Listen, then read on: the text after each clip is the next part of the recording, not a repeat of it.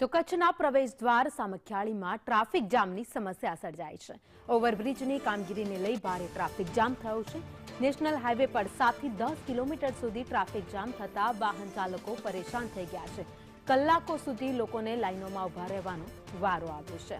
તો આ દ્રશ્ય તમે જોઈ રહ્યા છો સામખિયાળીના છે, જ્યાં અત્યારે ટ્રાફિક જામ થઈ ગયો છે। ઓવરબ્રિજનું કામ છેલ્લા ઘણા સમયથી ચાલી રહ્યું છે, જેના કારણે બ્રિજ બંધ હોવાથી રસ્તા ઉપર ટ્રાફિક જામ થયો છે। વધુ અપડેટ સાથે સંવાદદાતા કિશન અમારી સાથે જોડાઈ ગયા છે। કિશન, સામખિયાળી નજીક ભારે ટ્રાફિક જામ। જી ભાવિની, લગભગ વહેલી સવારના 4 કલાકથી અત્યાર સુધી હાલ ટ્રાફિક જામ યથાવત થયો છે। ત્યારે કચ્છના પ્રવેશદ્વાર ગણાતા સામખિયાળી ગામ પાસે આ ટ્રાફિક જામ સર્જાયો છે। વહેલી સવારથી પોલીસ ટ્રાફિક નિયમન માટે કામગીરી તો કરી રહી છે, પરંતુ કચ્છને જોડતા બંને હાઈવે, નેશનલ હાઈવે જે એક રાધનપુર અને માળિયા બંને નેશનલ હાઈવે છે, બંને તરફ લગભગ 10 થી વધુ કિમી સુધીનો ટ્રાફિક જામ સર્જાયો છે। આભાર માહિતી માટે।